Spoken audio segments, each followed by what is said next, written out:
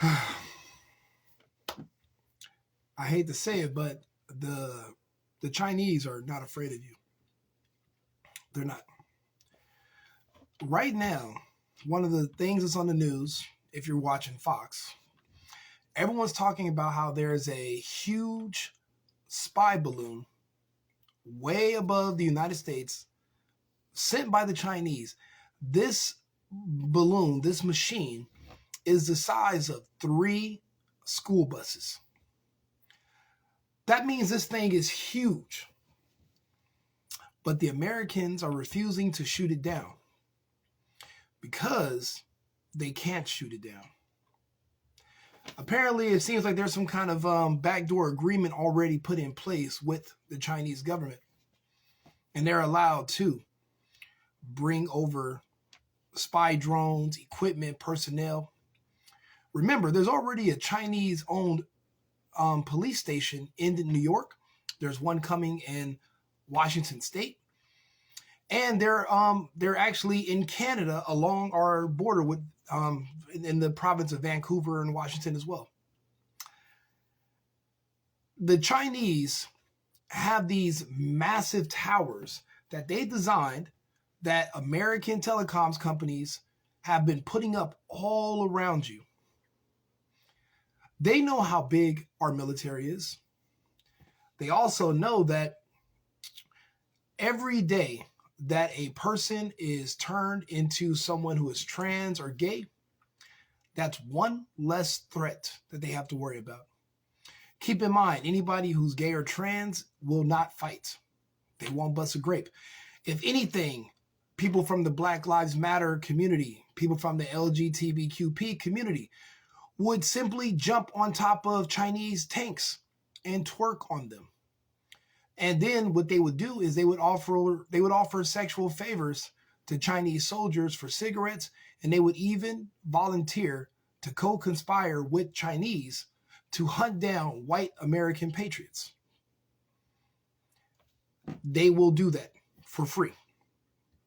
See, you guys don't understand what the propaganda in our media, the propaganda in our movies, the propaganda in these TV shows.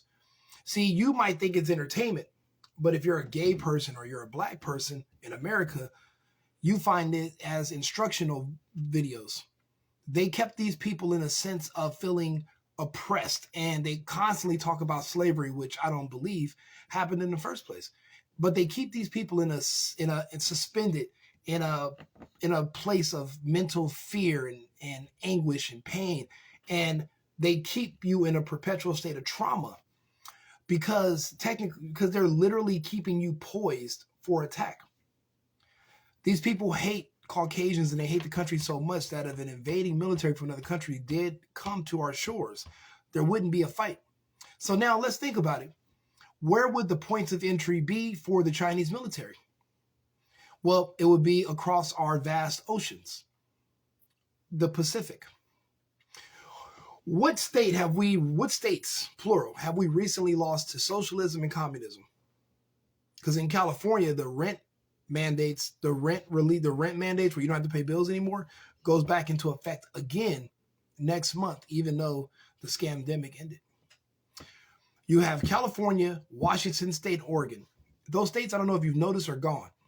That's where they had the Chaz, where they set up their own small autonomous zones inside of major American cities where police were not allowed. We've lost anywhere that those are set up, those states are gone. So the points of entry would be on our coastlines. Where, besides Florida, is not blue on our coast? They would land and they would come in New York, in our eastern seaboard, with no resistance from the people. They would come in from California and they would actually be welcomed.